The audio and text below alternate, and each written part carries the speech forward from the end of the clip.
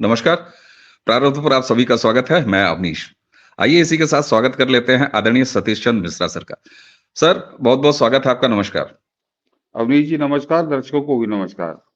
जी, दर्शकों, एक बार फिर बात राम मंदिर पर। लेकिन राम मंदिर पर बात कितनी की जाए? राम अनंत है, राम की महिमा अनंत है।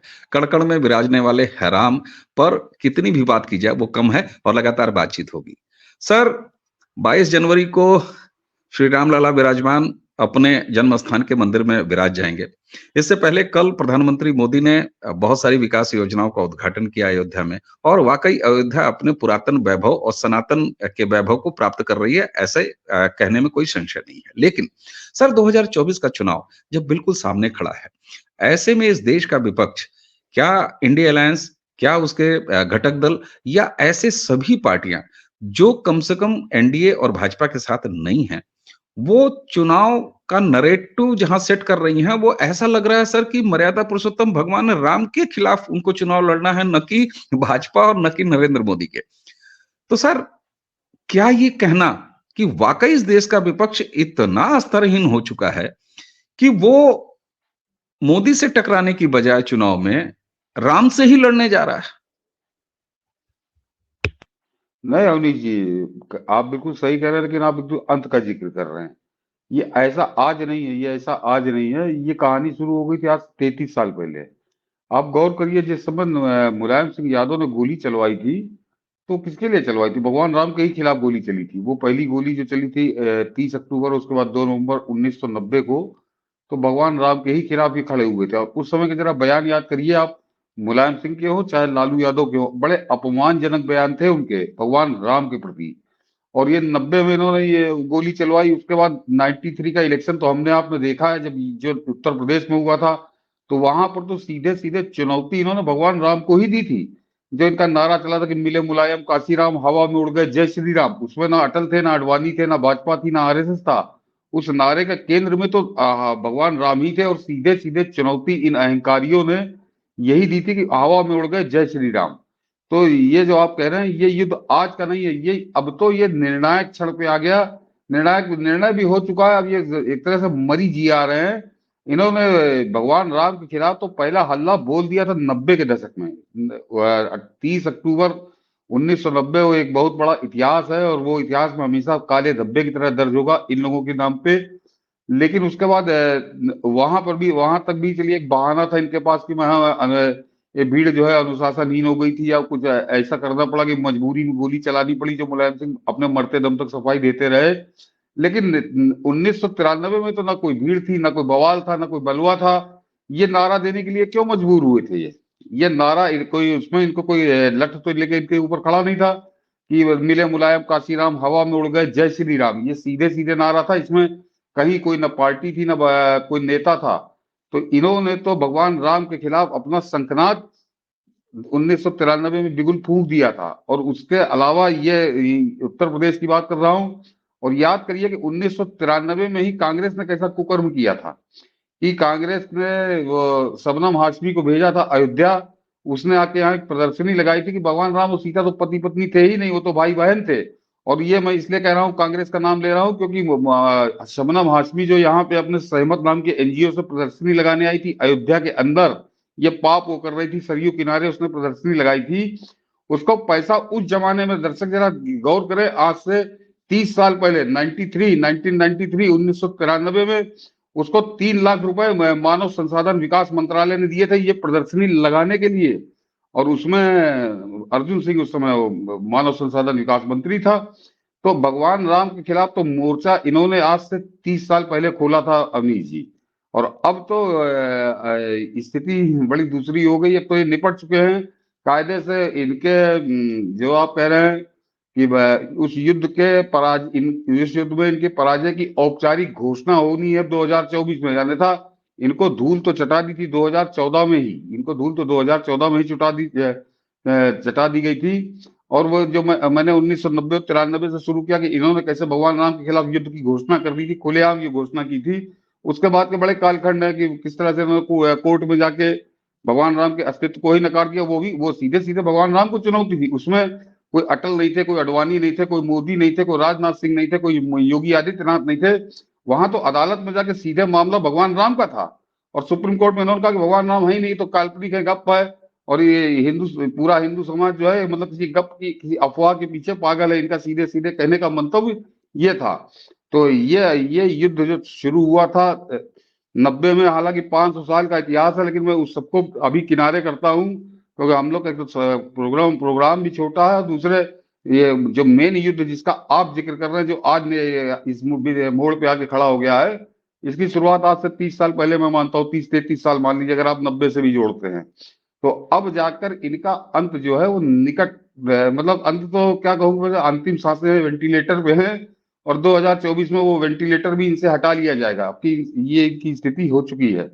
और एक चीज और बताऊं अमरीश जी, कि जब वो दौर याद करिए जब मुलायम सिंह ने गोली चलवाई, या जब ये नारा लगाया गया इसी उत्तर प्रदेश की धरती पर कि हवा में उड़ गए जय श्री राम, तो उस समय का एक ही स्थिति थी, गोस्वामी तुलसीदास लंका कांड एक जो है उसमें एक चौपाई उनकी बड़ी प्रसिद्ध है कि एक मिनट, उस गोस्वामी तुलसीदास जी की जो बड़ी मतलब लोकप्रिय चौपाई कह लीजिए, प्रसिद्ध चौपाई कह लीजिए, कि जब युद्ध के मैदान में भगवान राम रावण के सामने खड़े हुए, तो विभीषण को लेकर उन्होंने लिखा है कि रावण रथी विरथ रघुवीरा, देख विभीषण भयउ अधीरा।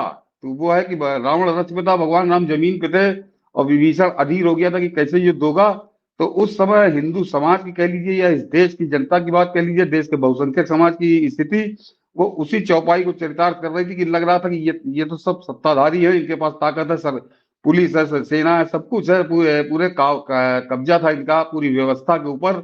और भाजपा की जिसको आप बात कर रहे हैं, तो वो तो उस समय सड़क पे थी, उस समय वो सड़क पे थी, तो जमीन पर, तो वो और आम जनमानस यही सोचा करता था कि कैसे होगा, क्या होगा आगे, भविष्य क्या होगा जब इस तरह के राक्षसों के हाथ में पूरी व्यवस्था है। लेकिन कैसे पांसा पलटा, बिल्कुल उसी तरह पांसा पलटा है जिस तरह से लंका के युद्ध में पांसा पलटा था, रावण चारों खाने चित हुआ था। तो वही स्थिति आज हम उसी बिंदु पे आके खड़े हो गए, रावण वध वाले। अब ये पुतला जलना बाकी, रावण वध तो हो चुका है, 2024 में पुतला जलेगा इन लोगों का।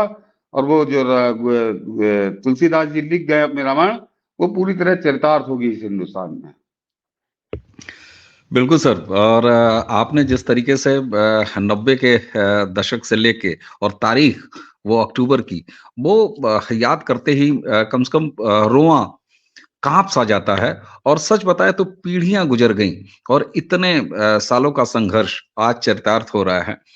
सर, ये तो साफ दिखाई दे रहा है कि इनका राम के खिलाफ चुनावी रूप में खड़ा होना या राजनीतिक रूप में खड़ा होना, चाहे ये सत्ता में थे तब, ये इतना पुराना है, अब तो ये विपक्ष में है।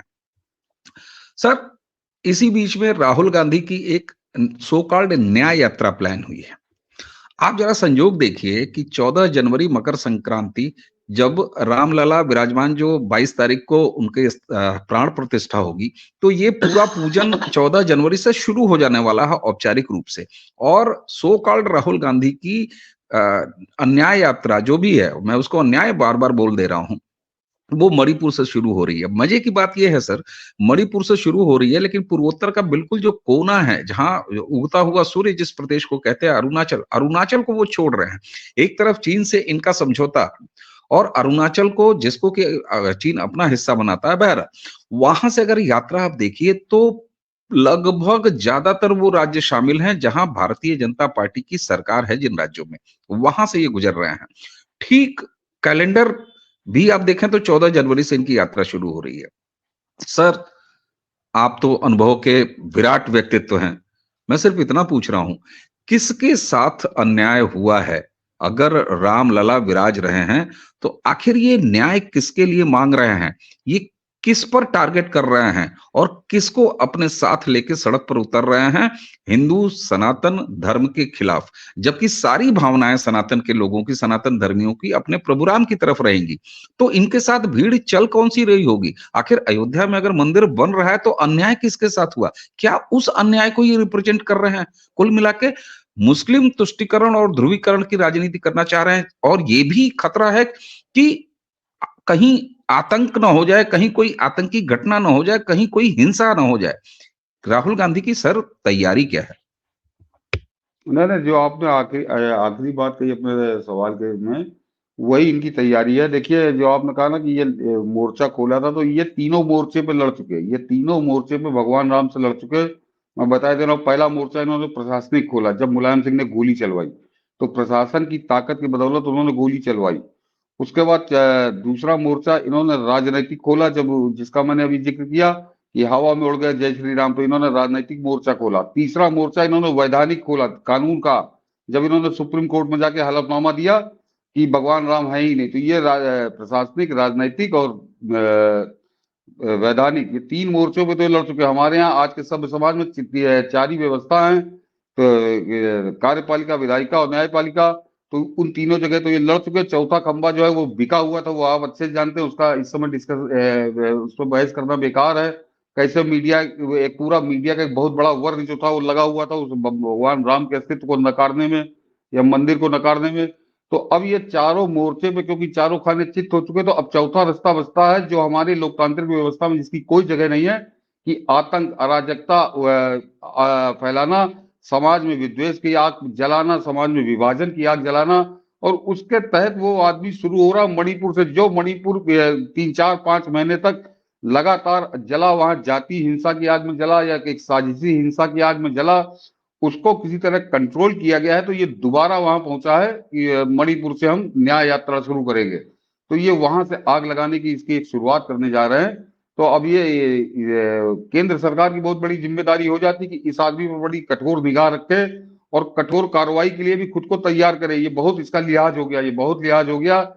ये आदमी लगातार अब इस बात पर उतारू हो चुका है कि देश को किसी तरह दो टुकड़े कर दिया जाए, देश में आग लगा दी जाए, देश में अराजकता फैला दी जाए, लेकिन किसी भी कीमत पर मोदी को हटाया जाए। ये इसके लिए कोई भी कीमत देने को ये लोग तैयार हो चुके हैं, पूरा मन बना चुके हैं। और इसका एक उदाहरण हम लोगों ने अभी कर्नाटक में देखा है। अवनीश जी, जो हिंदी, जो इसने वहां पे कन्नड़ की भाषा को लेकर विभाजन की लकीर खींची, वो बड़ी स्पष्ट लकीर थी कि हिंदुस्तान को दो टुकड़ों में बांटने की, दक्षिण बनाम उत्तर।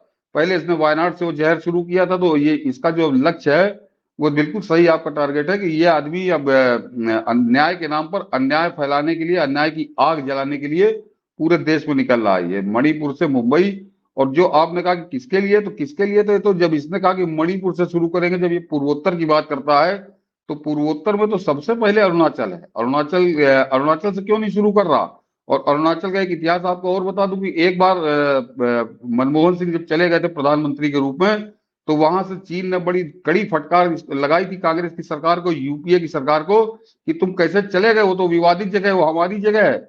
और उसके बाद का इतिहास गवाह है कि उसके बाद प्रधानमंत्री रहा, 6 साल रहा मनमोहन सिंह इस हिंदुस्तान का, वो अरुणाचल कभी नहीं गया। वो पूर्वोत्तर तो गया, लेकिन अरुणाचल वो नहीं गया।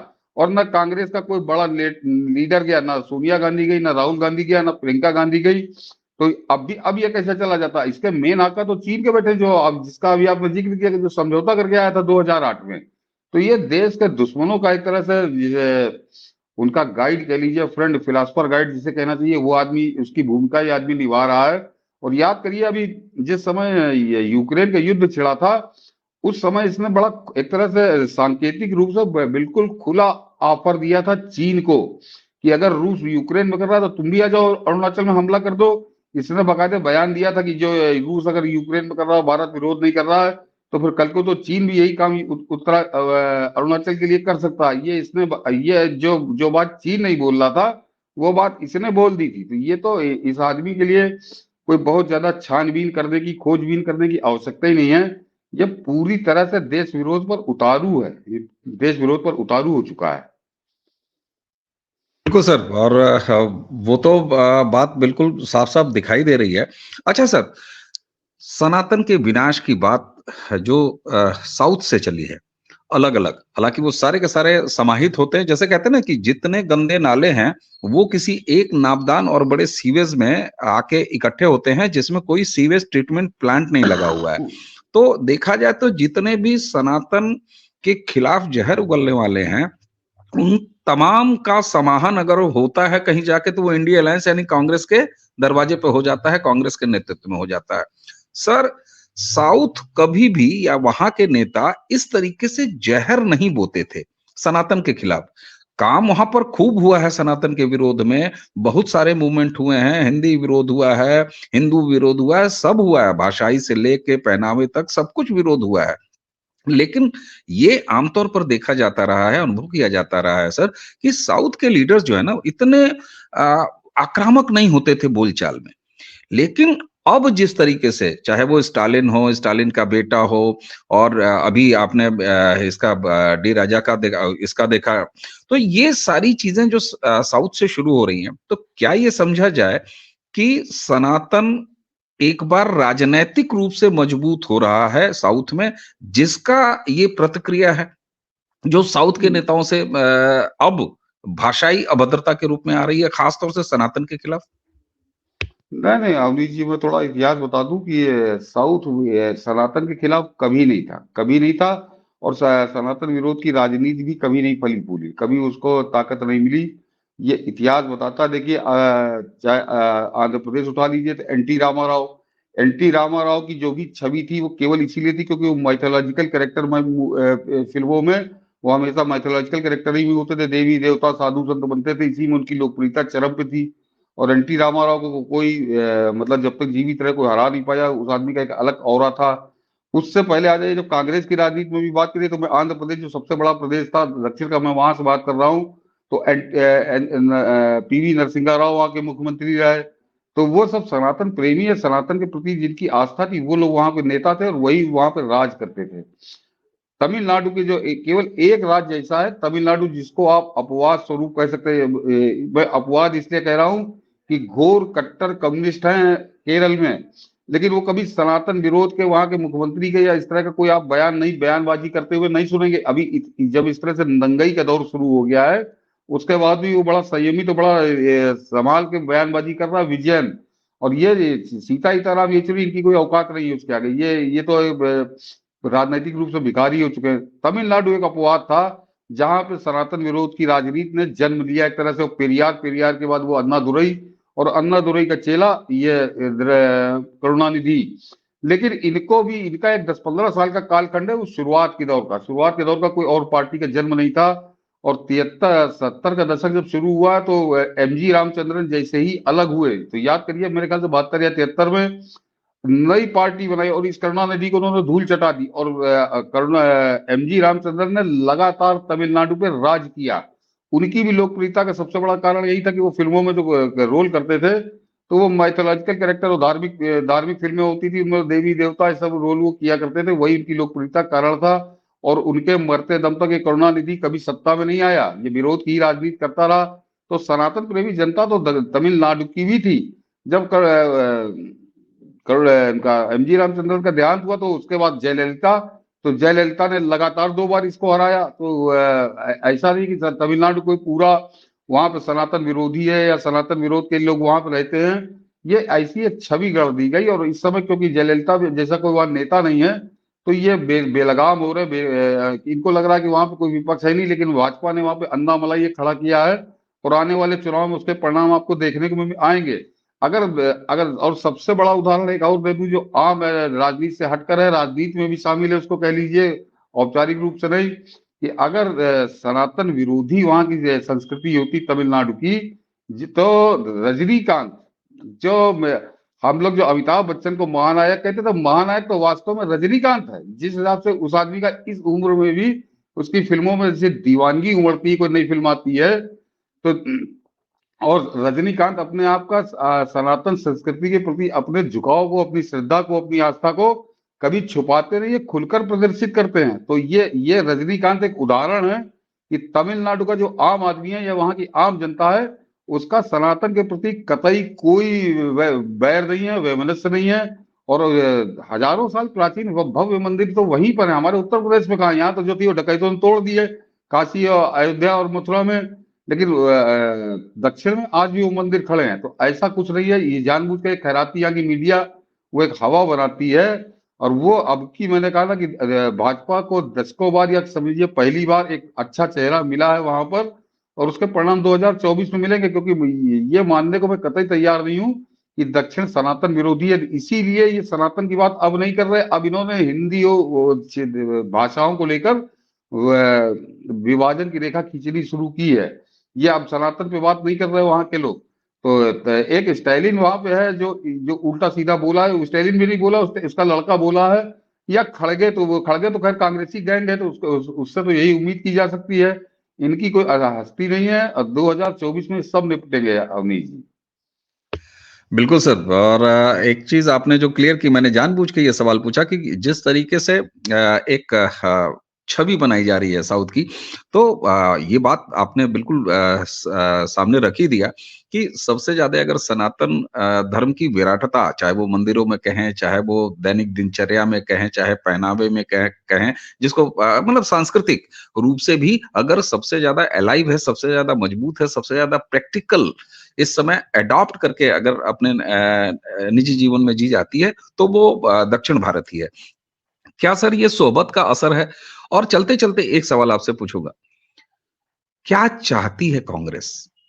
और खास तौर से कांग्रेस का ये जो स्वरूप है, ये तो कम्युनिस्टों से भी घृणित दिखाई दे रहा है पिछले कुछ सालों से, और 14 के बाद लगातार ऐसे लग रहा है कि उन्होंने हल्के लाल रंग से शुरू किया, उनका लाल रंग और गहरा होता जा रहा है, गहरा होता जा रहा है। किस बात की अफीम चाट लिया है कांग्रेस ने? किस संगत में पड़ गई है?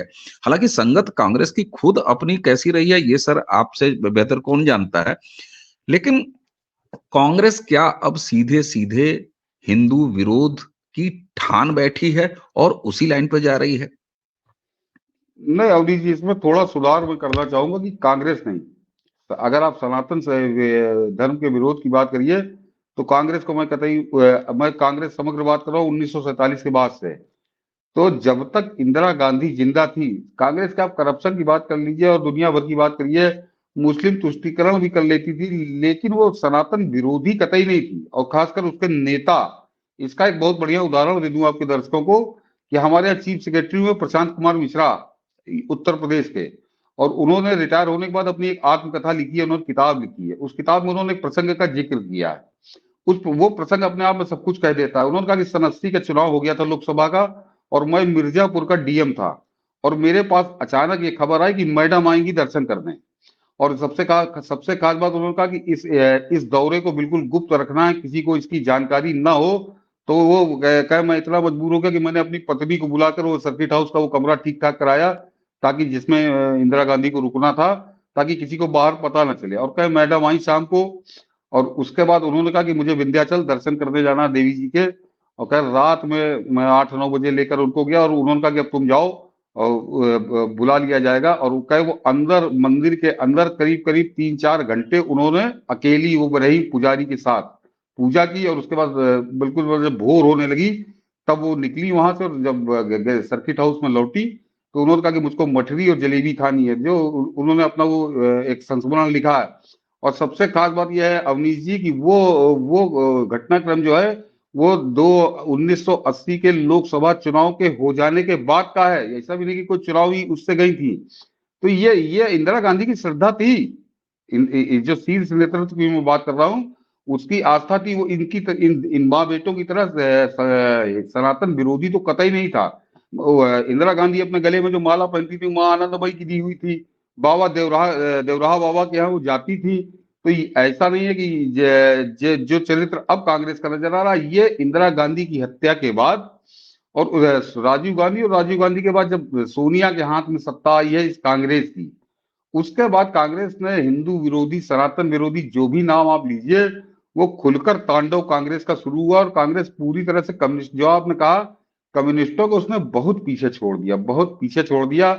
और मैं आज भी मानता हूं, और जब भी डिबेट में कहीं ऐसा प्रसंग आता है, मैं जिक्र करता हूं, आज भी कर रहा हूं और जरा दर्शकों से, कि जरा गौर करिए कि इंदिरा गांधी अगर न मरी होती, तो आज सोनिया गांधी यहाँ ना होती जहां पे है कांग्रेस के अंदर।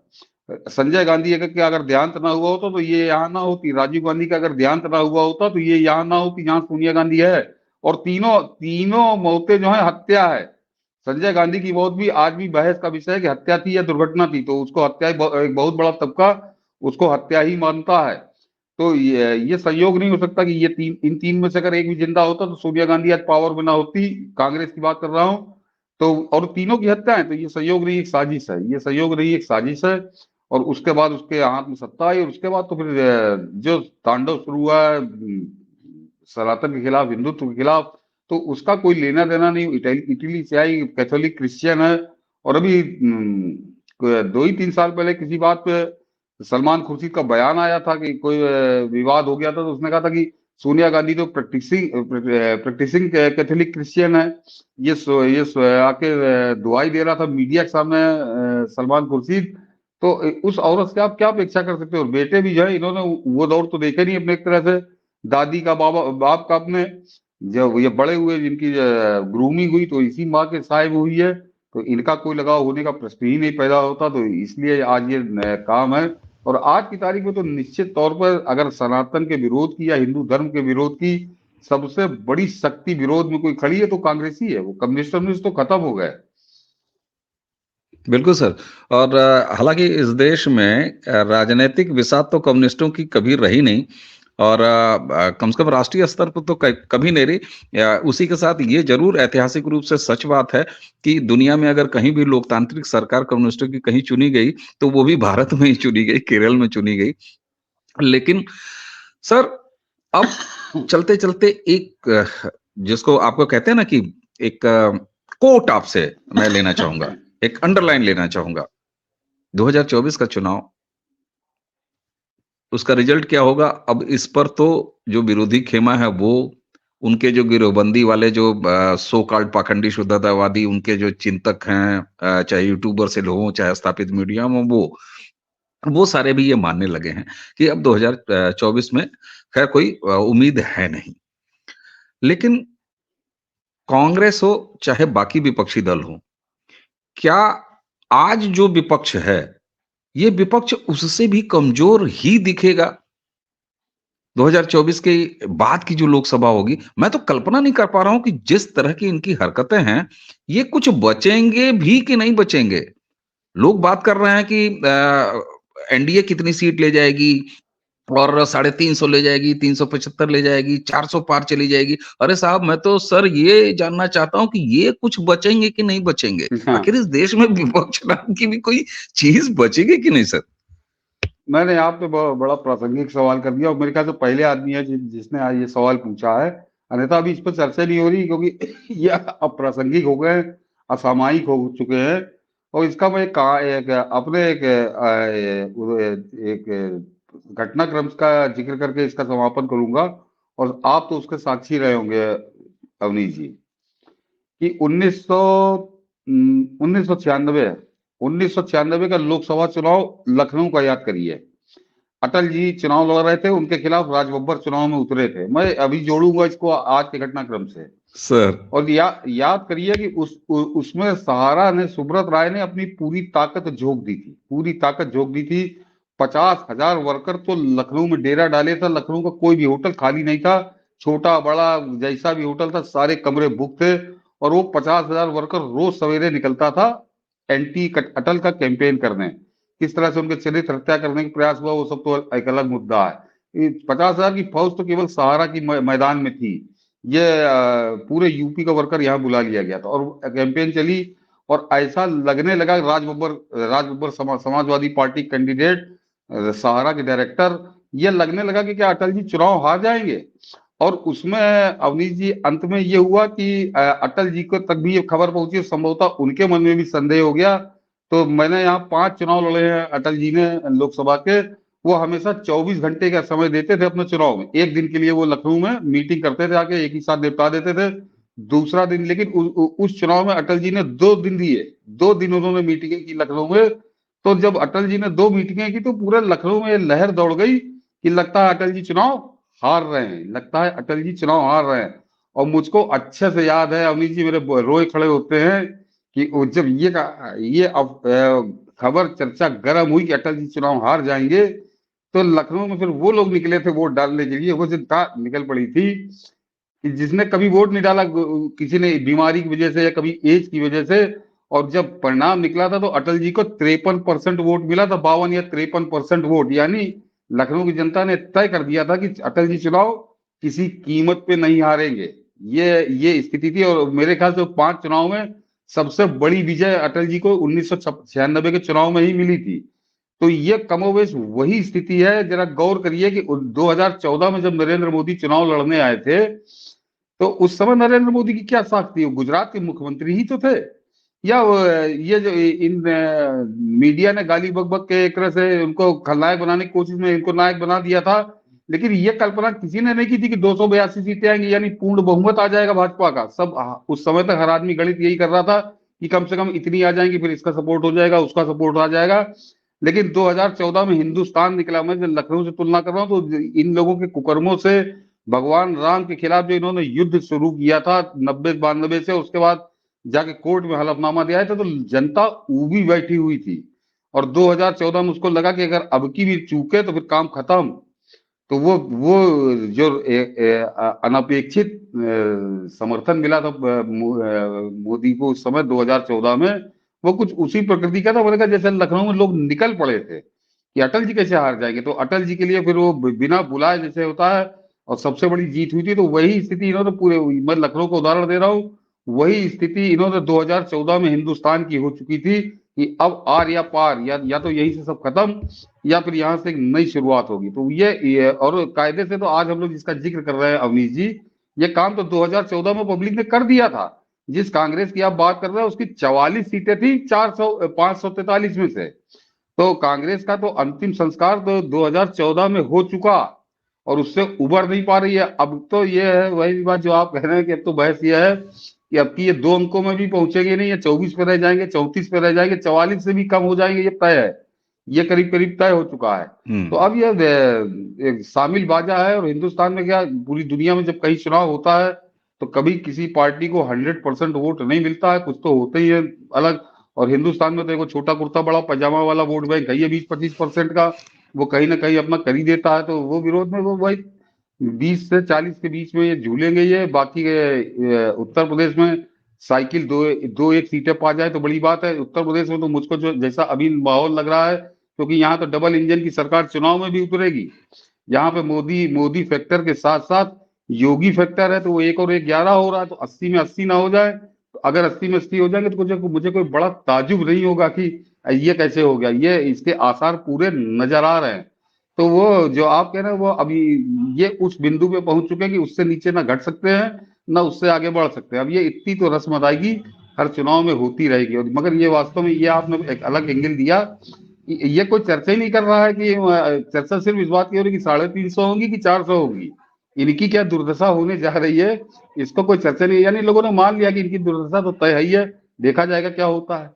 बिल्कुल सर। और आपने जब 96 के चुनाव की बात की तो उस समय मैं वहीं आरएसी लखनऊ में हुआ करता था, और मुझे याद है कि अटल जी के लिए कैसे मतलब होता ना कि उस उन दिनों क्लासेस छोड़ छोड़ के सर, और हमारे टीचर्स भी कहते थे ठीक है रैलियों में जा रहे हो। और मुझे इमामबाड़ा के सामने की एक रैली याद है सर, चौकी सभाएं होती थी, रैली क्या हम्म। होती थी, चौकी सभाएं होती थी, अटल जी को बहुत ज्यादा हाँ। प्रयास करने की जरूरत नहीं पड़ती थी। तो आपने वो जो रूपक दिया 96 का जो उदाहरण दिया और उसको जो 2024 से जोड़ा, मुझे लगता है कि दर्शकों को सारी चीजें ही साफ हो गई होंगी। और 2000 आप इतिहास देख लीजिए, 2014 का मैंडेट जो था 2019 में बढ़ा, अब उसके बाद 2024 है और इस बार माहौल ये है और इनकी कुल्हाड़ी लगातार इनके पैरों पर चल रही है। तो कई बार तो इनसे सर अब क्या कहें, मतलब क्रोध तो छोड़ दीजिए, बल्कि अब इन पर तरस आने लगा है। और यही वजह थी, मेरे अंदर वो भाव आया कि मैं एक दिन गिनना शुरू किया सर, कि बड़े खुले दिल से मैं गिन रहा था कि इनको कितनी सीटें मिलें राज्यवार। तो सर बड़ा निराशाजनक स्थिति थी, और आपने तो खैर हाँ। ये रूपक देख के सारी चीजें जाहिर कर दी। सर आपने हमें समय दिया, और प्रारब्ध को आपका लगातार आशीर्वाद मिलता रहा है, प्रारब्ध के समय से ही मिलता रहा है। इसके लिए हम आपके बहुत बहुत आभारी हैं सर। और प्रारब्ध की तरफ से आपको बहुत बहुत धन्यवाद। नमस्कार दर्शकों। सतीश आपको सर भी के नमस्कार, दर्शकों को भी नमस्कार। जी दर्शकों, सतीश सर के साथ हुई इस चर्चा से अब कम से कम आपको एक ऐसी बात मिली होगी जिससे आप उंगलियों में खुद जोड़ सकते हैं कि 2024 में अगर ये उंगली कहें तो एनडीए को कितनी मिलेगी, ये उंगली कहें तो विपक्ष कहाँ रहेगा। इसी के साथ आप सभी से आज्ञा लेंगे। एक बार फिर सर को नमस्कार और आप सभी को